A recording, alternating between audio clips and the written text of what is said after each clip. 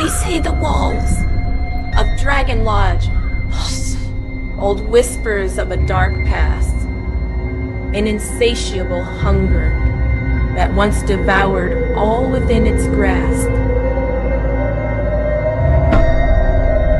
Echoes of the lost still linger. The humid night of Hong Kong clung to her like a second skin. A suffocating blanket woven from the city's relentless hum and a mournful wail. Inside, the air was thick with stale takeout and an unspoken sorrow that had become her constant companion. Her eyes, clouded with a faraway grief, reflected not the screen's glow, but an inner landscape of loss. A chilling article flickered on the screen. Its title screamed, "Ghostly Tourism. Dragon Lodge, Hong Kong's most chilling abandoned mansion." Images of a decaying colonial villa, suffocated by vines and an unsettling aura, scrolled by. Barbed wire, glinting malevolently, stood like a stark sentinel against forgotten horrors. They say a child wanders its halls. A little girl with long dark hair, wearing a lace nightgown, leaving for help.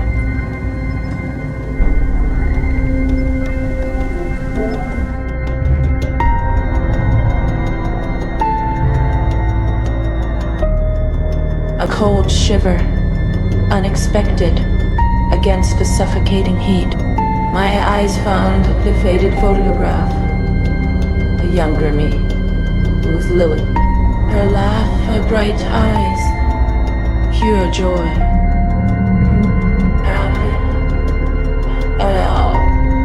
Her hair so much like mine, yet softer, more alive. I closed my eyes, a familiar ache twisting in my gut.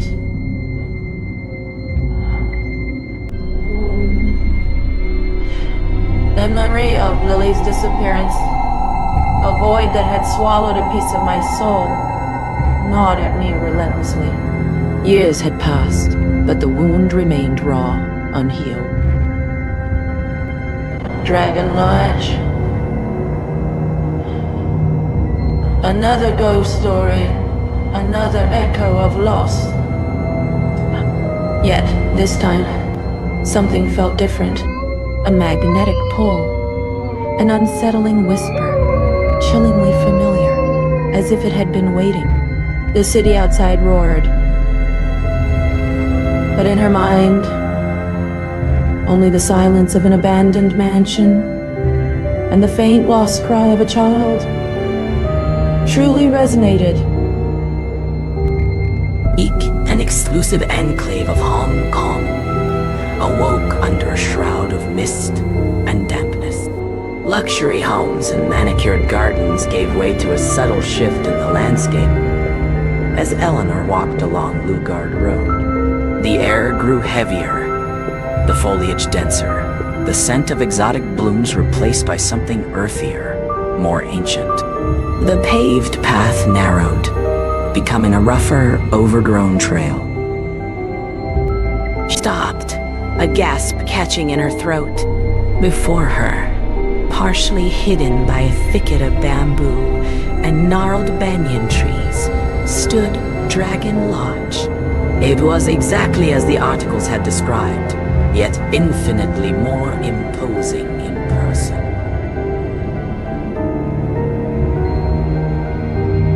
A palpable chill emanated from the property, cutting through the morning depths. The cheerful birdsong seemed to quieten, replaced by the faint rustle of leaves and a non-existent breeze. The scent of damp earth, rotting wood, and something indefinable. Perhaps stagnant air or something older, deeper, assailed her nostrils. Those movements were precise, each click of her camera a silent prayer against the dread that clung to this place. She circled the forgotten perimeter, a silent hunter seeking a way in, a way to uncover the secrets buried within these walls. The barbed wire was a formidable deterrent, yet through a thicket of thorns, a weakness appeared. A precarious breach, an invitation to the unknown. She hesitated, a flicker of unease momentarily clouding her resolve. This was more than just urban exploration. It felt like an intrusion. Annihilation. But the magnetic pull was stronger than her apprehension.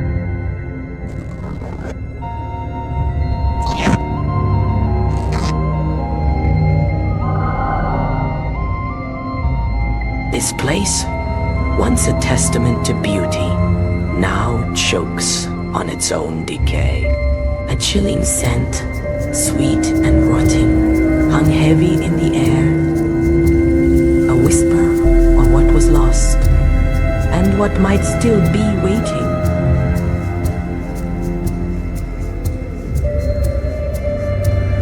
She pressed onward, her boots betraying her presence, with every crunch on the hidden decay beneath. In the distance, a dilapidated gazebo, its paint peeling like sunburned skin, stood as a forgotten sentinel. And further still, an empty, algae-choked swimming pool, gaping like a sightless dead eye, watched her arrival. A child ghost.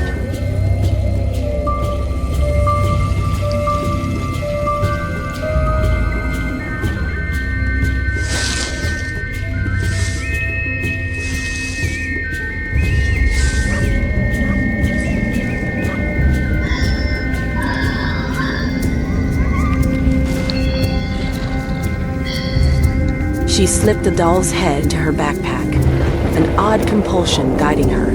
It felt like evidence, a silent witness. She approached the rear of the house, where a heavy, ornate wooden door, warped and cracked, stood ajar. The air around the doorway was unnaturally still, devoid even of the gentle rustling that permeated the garden. It felt like a threshold, a passage into another realm. Pulse swallowed her, a gaping maw of decay. Each struggling beam of light only highlighted the suffocating dust, the spectral dance of forgotten particles, and a chill that seeped into her very bones. The air itself felt heavy, thick with the scent of wood and something metallic. A whisper of what lingered in this forgotten place.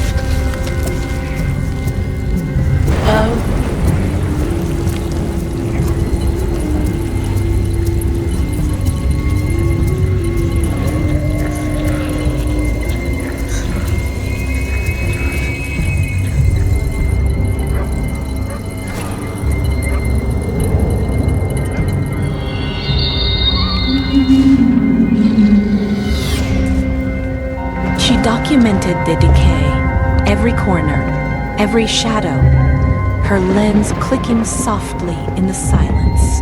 The shattered mirror offered a distorted glimpse, reflecting not just the ruin, but a deeper, unsettling void. Then a fleeting shadow, taller, darker, at the edge of the frame.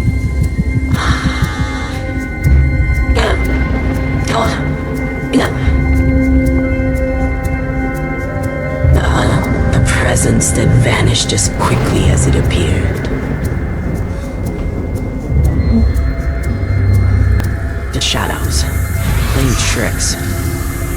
She tried to rationalize, but the chill intensified. She felt a prickling sensation on the nape of her neck, the unmistakable feeling of being watched. She pulled out her audio recorder, pressing record.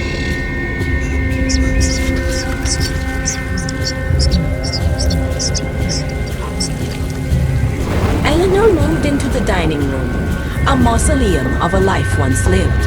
The table, a colossal beast, lay fallen, coated in a shroud of dust, a silent testament to a grandeur now consumed by decay. The kitchen offered no respite, only a deeper descent into utter desolation.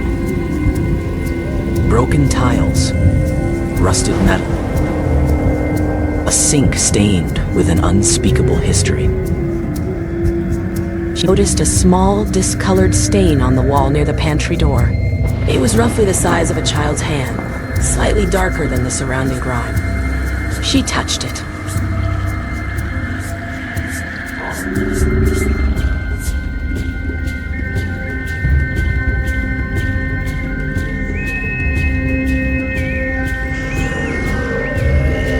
A child's handprint, or just a stain.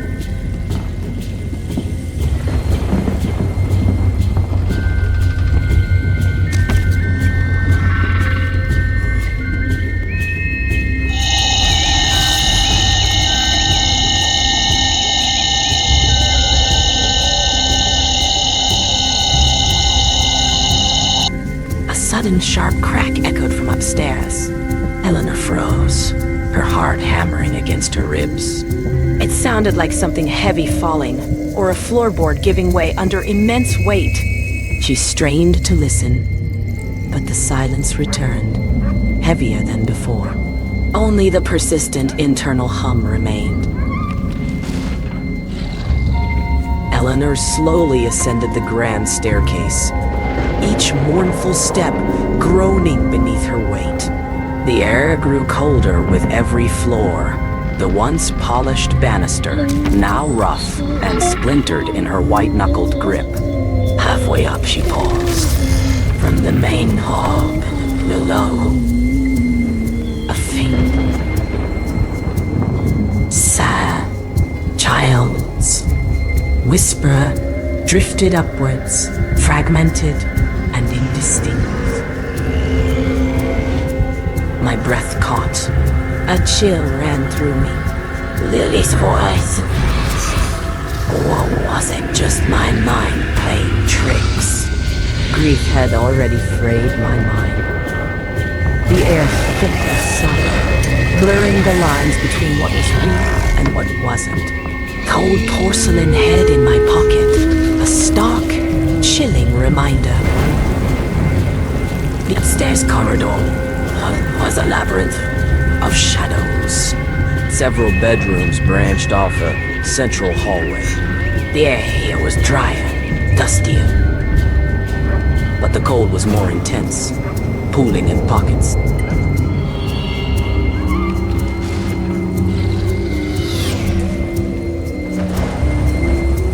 Eleanor stepped into the first bedroom. It was small, desolate. Perhaps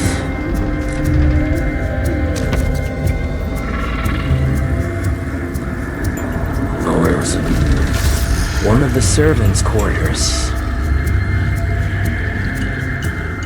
Long forgotten, a rusted metal bed frame, stark and skeletal, stood sentinel against the wall. An overwhelming sadness, a sorrow not quite her own, enveloped her. It was as if the locket pulsed with a silent anguish. Her hand trembled as she quickly set it down.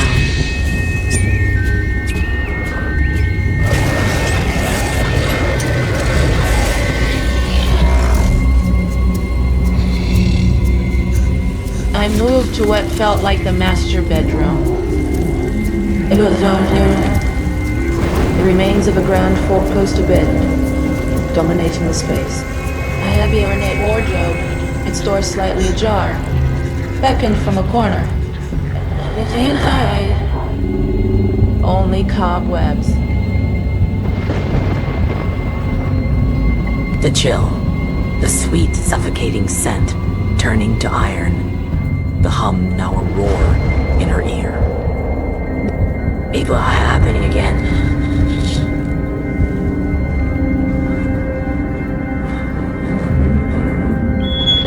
And again.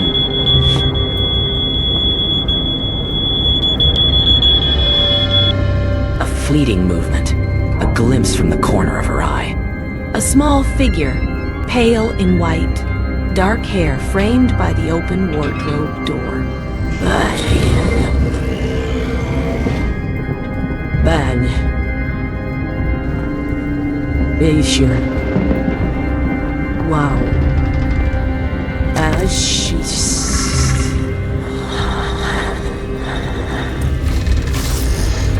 Her own name, or something akin to it, seemed to echo from deep within the wardrobe, distorted and chilling. She backed away slowly, her heart pounding. The house was playing with her, exploiting her grief. Or was it?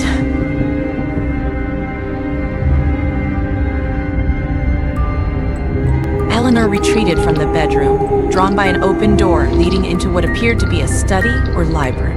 The room was filled with the remnants of bookshelves, the books themselves long rotted or plundered. Scattered across the floor, amidst the general debris, were old, brittle, yellowed papers.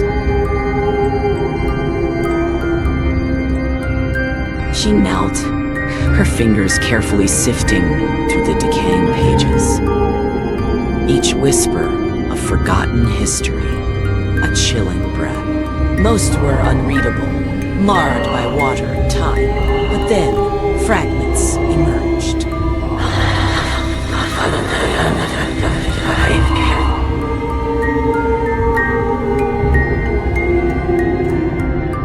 Is faded Chinese characters hinting at untold secrets. And an old newspaper clipping speaking of the Carrion affair, a tragic suicide.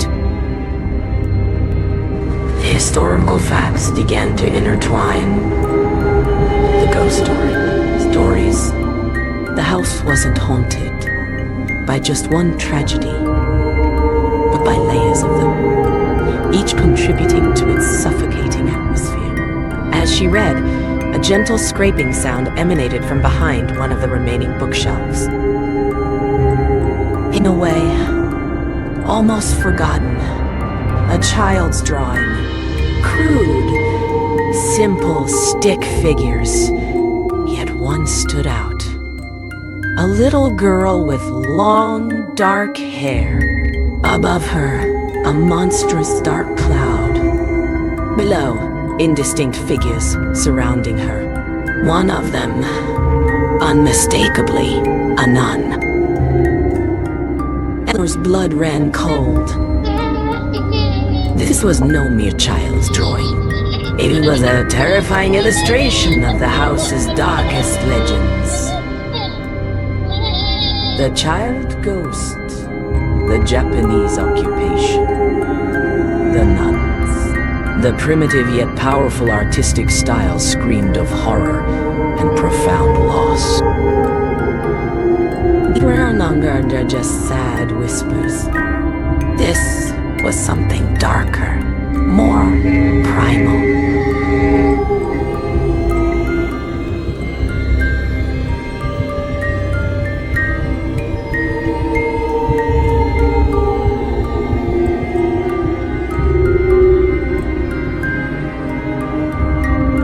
My mind was a whirlwind. I had to escape. But something pulled me down towards the garden apartment, just like my research had warned. A gap apartment.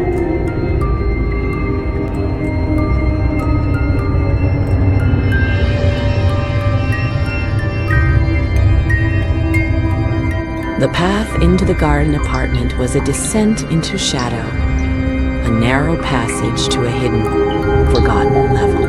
The air grew colder, thick with the stench of damp earth, like the breath of a tomb. Her flashlight beam was a fragile thread against the encroaching darkness. And then we found it. The one that had seen.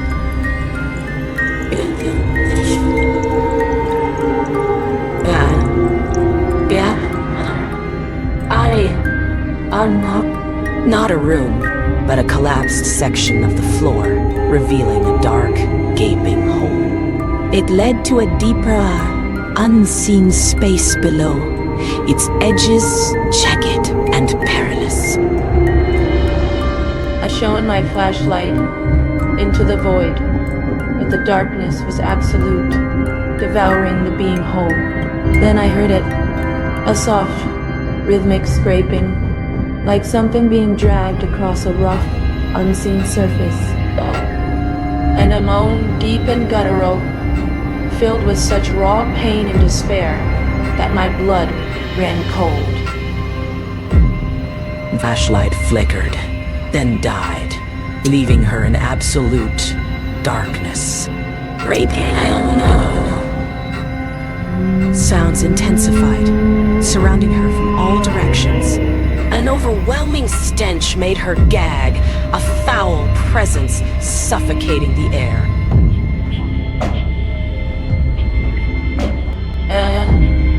Is anyone there?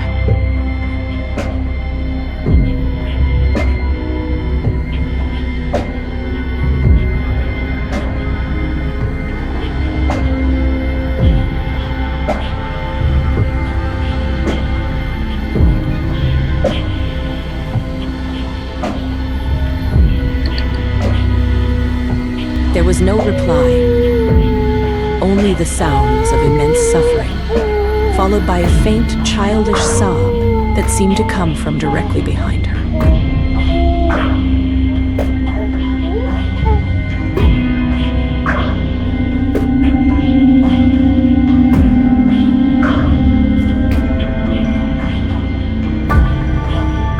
She stumbled, the phone fell, and for a brief second, a chilling sight emerged from the gloom.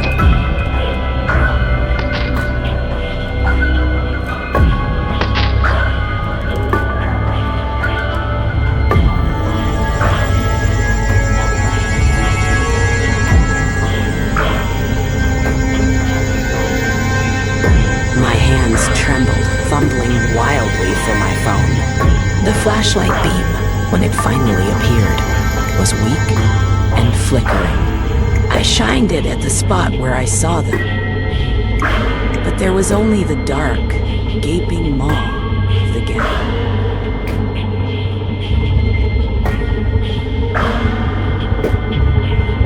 Is anyone there?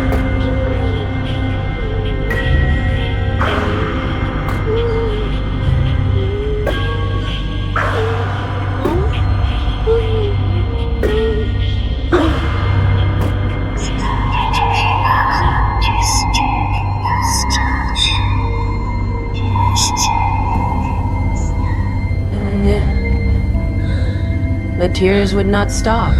It was Lily. She was certain. All the guilt, the raw grief, and the endless unanswered questions, they all came crashing down.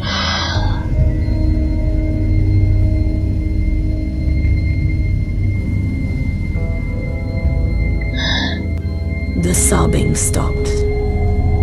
The air grew still, frigid.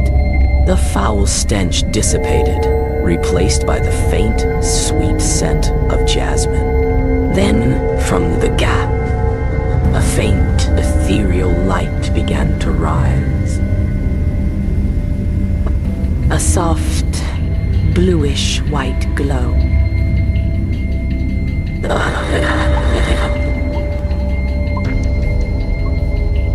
The bottom of the gap was not Earth.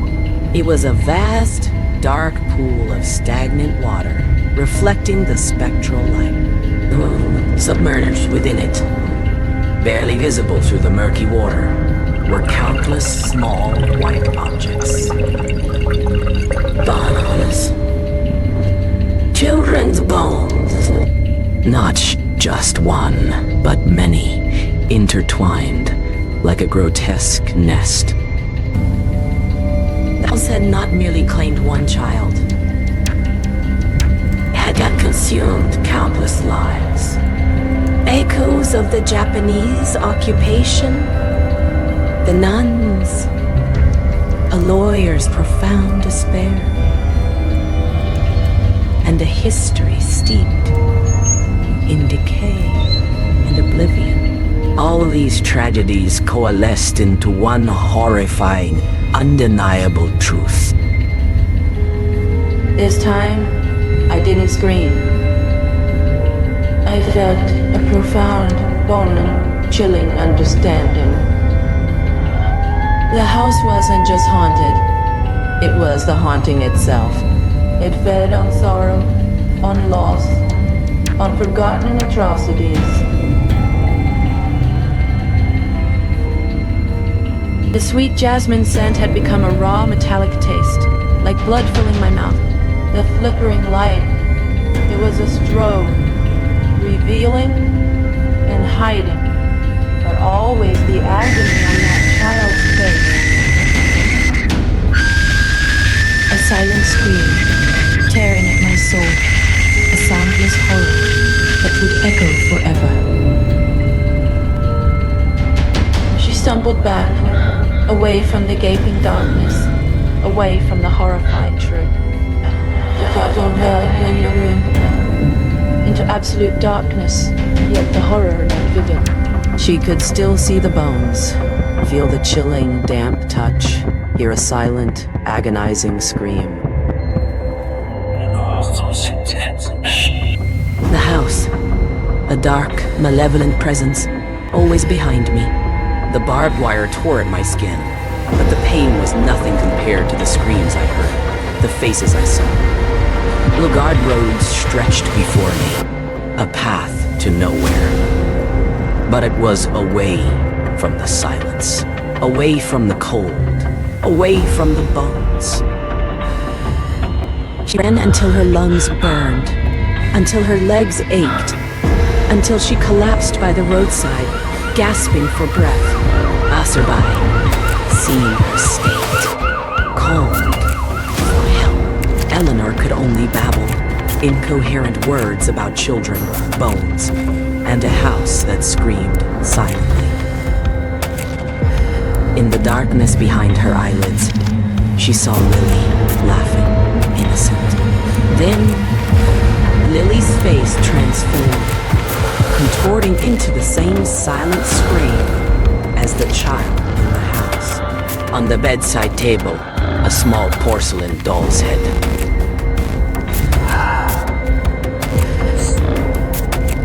The house, it didn't just contain ghosts.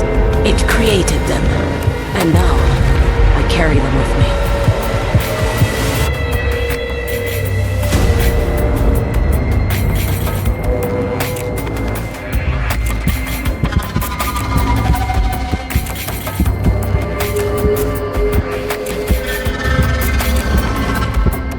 The city outside, a glittering lie. Its brilliant lights, an uncaring tapestry. My mind, though, never left the shadow.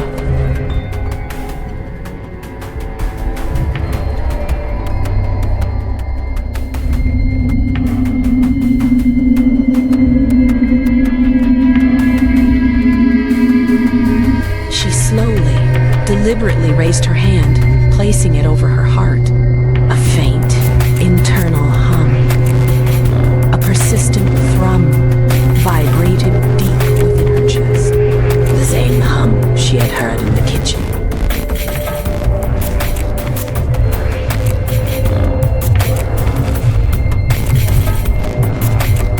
And then she heard it. A soft, mournful sob, echoing not from the room, but from within her own head.